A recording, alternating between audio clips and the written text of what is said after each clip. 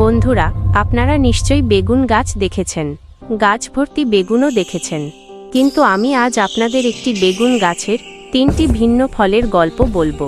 ভাবছেন, এ আবার কি? একটি গাছে আবার 3 রকমের ফল হয় নাকি? হ্যাঁ, হয়।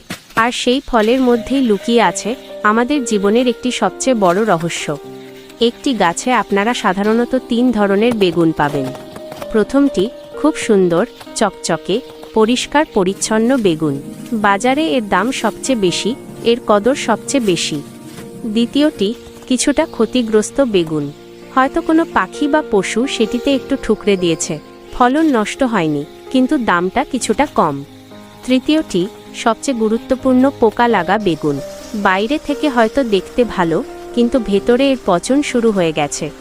এবার আসল কথাটা শুনুন। এই পোকা লাগা বেগুনটা যতক্ষণ গাছের সঙ্গে লেগে থাকে ততক্ষণ কিন্তু সে নষ্ট হয় না। গাছ তাকে পুষ্টি দিয়ে বাঁচিয়ে রাখে, সুরক্ষা দেয়।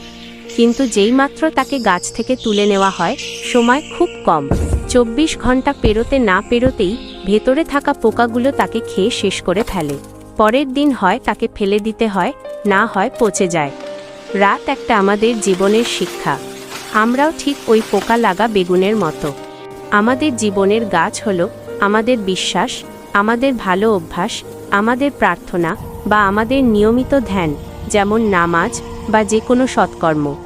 যতক্ষণ আমরা সেই গাছের সঙ্গে, সেই নিয়মিত সৎ অভ্যাসের সঙ্গে, সেই প্রার্থনার সঙ্গে লেগে আছি, ততক্ষণ আমাদের ভেতরের পোকা অর্থাৎ লোভ, অহংকার, রাগ, হতাশা আমাদেরকে ভেতর থেকে শেষ করতে পারে না।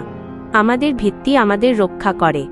কিন্তু যখনই আমরা নিজেদেরকে বিচ্ছিন্ন করে ফেলি, যখন আমরা প্রার্থনা ছেড়ে দেই, যখন আমরা নিয়ম ভেঙে দেই, তখন ঠিক ওই গাছ থেকে বিচ্ছিন্ন বেগুনের মতো আমাদের ভেতরের খারাপ দিকগুলো দ্রুত মাথাছাড়া দিয়ে ওঠে, পচন শুরু হয়, আর আমরা নষ্ট হয়ে যাই।